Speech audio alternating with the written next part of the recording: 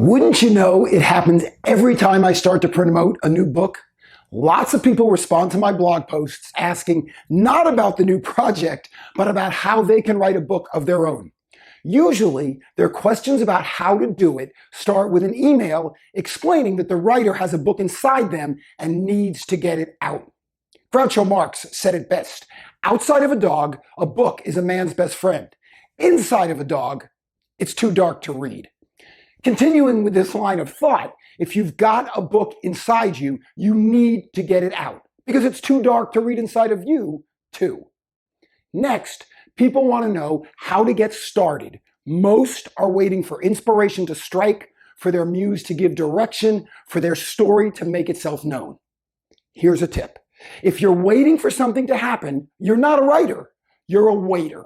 As Faulkner said, I only write when I feel the inspiration. Fortunately, inspiration strikes at 10 o'clock every day. Finally, lots of people seem to think that writing a book is hard. Maybe that's because so many renowned writers have reinforced that idea. Amy Joy said, anyone who says writing is easy isn't doing it right. Hemingway claimed that there is nothing to writing. All you have to do is sit down at a typewriter and bleed. And Dorothy Parker said, I hate writing. I love having written. But if you're still interested after all that cheery inspiration, here are 10 tips for anyone who wants to start writing a book. Number 1, write as often and as much as possible. Writing is a muscle that gets stronger when you exercise it. Number 2, read as often and as much as you can. You'll only know good writing once you've encountered it over and over and over. As Louis L'Amour wrote, a writer's brain is like a magician's hat.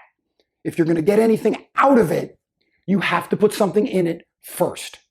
Number 3, take advantage of democratized social media, Facebook, LinkedIn, Instagram, whatever, and get as much of your work out to the public as possible. After all, you don't want your work to be like the proverbial tree falling in the empty forest and not making a sound, do you? Number 4, write a blog. Besides being really good exercise, see point 1, it'll allow you to both build an audience of people who appreciate your writing, and it will demonstrate to a future publisher that you're both prolific and you will meet deadlines. 5, keep a journal of input, observations, fragments of ideas, whatever crosses your mind or fires up your imagination. They'll come in quite handy when you have nothing to write about, and that will happen. Ask me how I know. Number 6, read The War of Art by Stephen Pressfield. Read Bird by Bird by Anne Lamott. Read On Writing by Stephen King. Number 7, stop asking people what they think of your writing. Instead, when you're done writing something, write some more. Number 8, learn to put your thoughts down without editing them. Then go back relentlessly and mercilessly to edit your work. Editing is where the craftsmanship lives. Number 9, understand that regardless of what Hemingway, Joy, and Parker said, writing your book is actually the easy part. Selling your book is the hard part.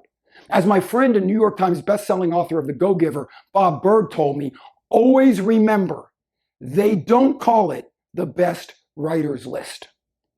Number 10, start writing. 10 and a half, don't stop. Finally, follow Faulkner's advice. Don't be a writer, be writing.